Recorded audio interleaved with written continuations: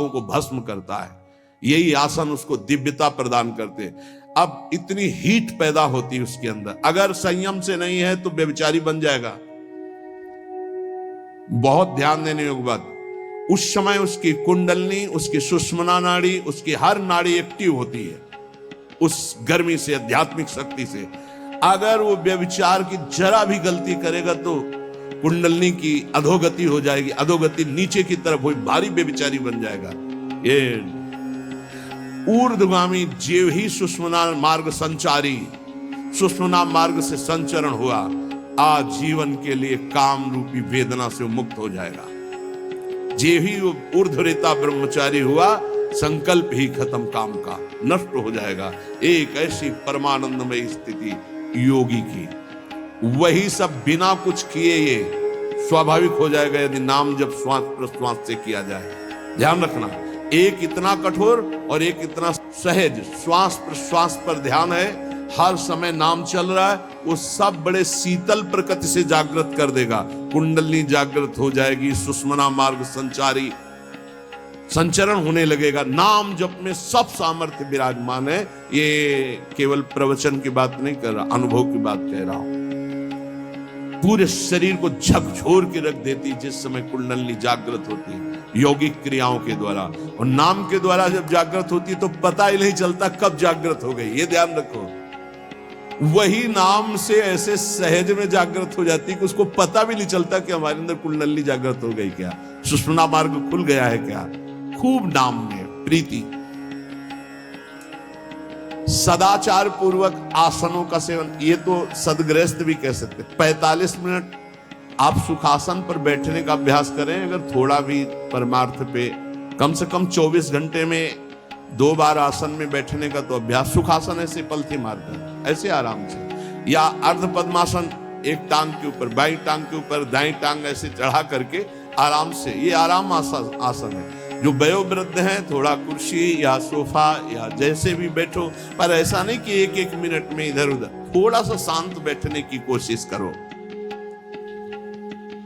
जैसे निरंतर विषयी पुरुष विषय चिंतन करता है तो उसे विषय की आसक्ति प्राप्त हो जाती है, ऐसे भक्त जब भगवान नाम चिंतन करता है तो उसे भगवान में आसक्ति प्राप्त हो जाती है।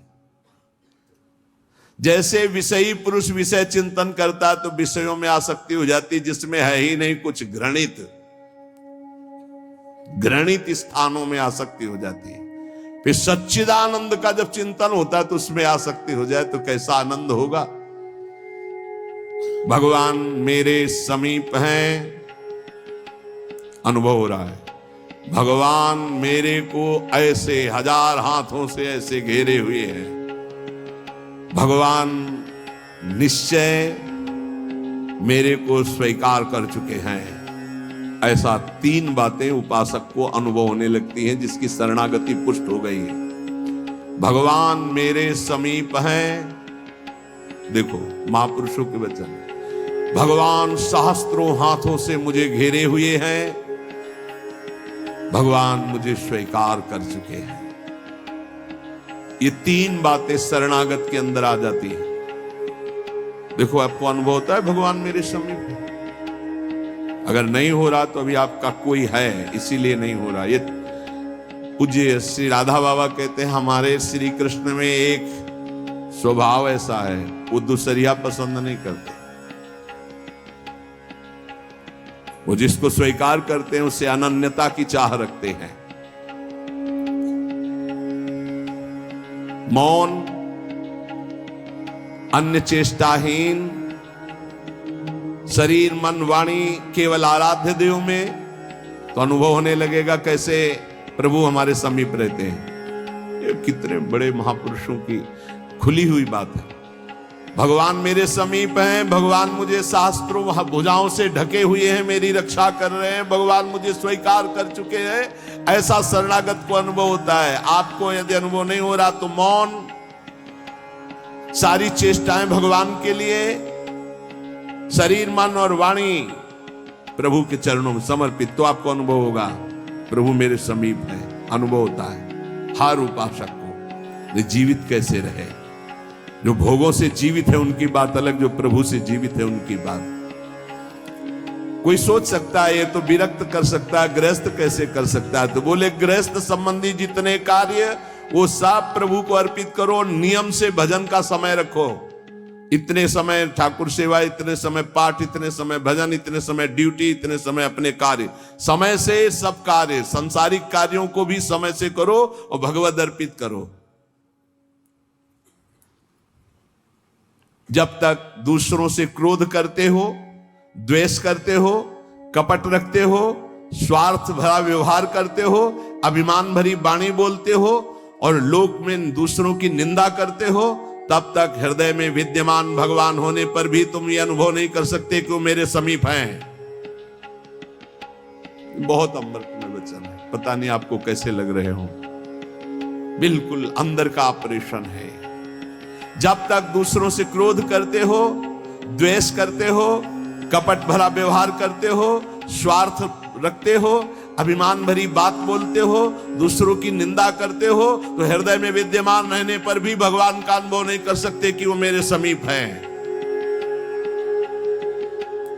ब्रह्मचर्य में जीवन परम पुरुषार्थ में जीवन होता है। ब्रह्मचर्य ही ब्रह्म की प्राप्ति का मुख्य हेतु होता है। ये मुख्य हेतु होता है। मान लो जिसके त्यागने में इतना सुख है, उसको रोकने में कितना सुख होगा। मान लो ये डॉक्टरों की ये बात हमारी समझ में नहीं आती जो ये कहते हैं कि ऐसा करना ठीक है। हमको उन लोगों की बात समझ में नहीं आती जो कहते हैं सर्वनाश का खेल खेलो और तुम स्वस्थ रहोगे। भगवान ऐसों की बुद्धि को बचाएं जो प्रमाण देना चाहिए कि हमारी नई पीढ़ी, हमारी नई समाज कैसे संयम में रहकर ऊपर उठती है।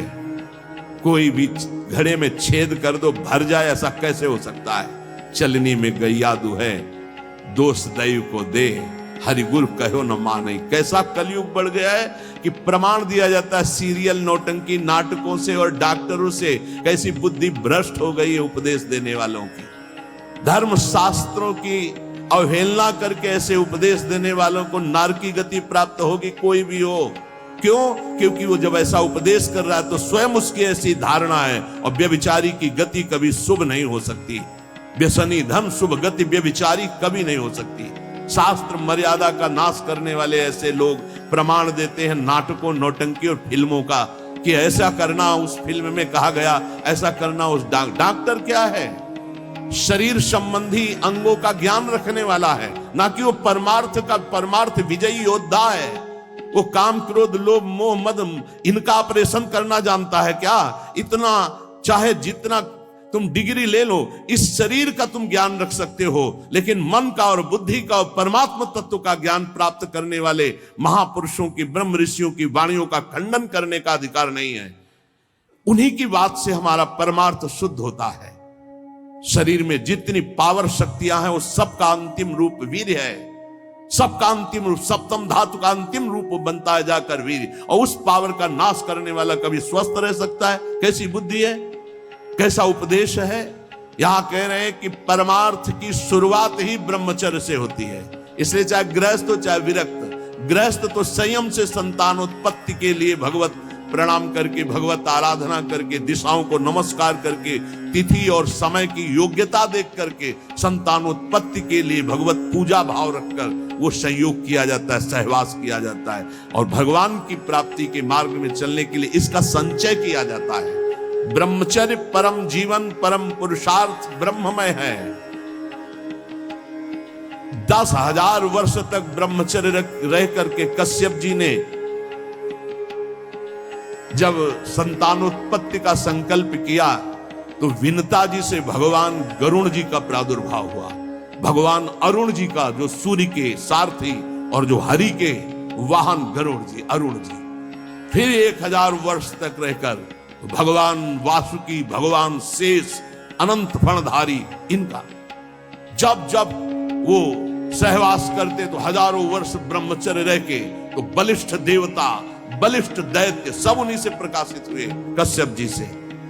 ब्रह्मचर्य पूर्वक जीवन कई वर्ष व्यतीत करके नाम जप करते हुए फिर संतान, तो चाहे बालिका हो चाहे बालक, वो जगत मंगल करने वाला हो, पशुओं जैसे आचरण से नहीं। ब्रह्मचर्य जिसका ठीक है वही चाहे गृहस्थ हो चाहे विरक्त हो, वही परमार्थ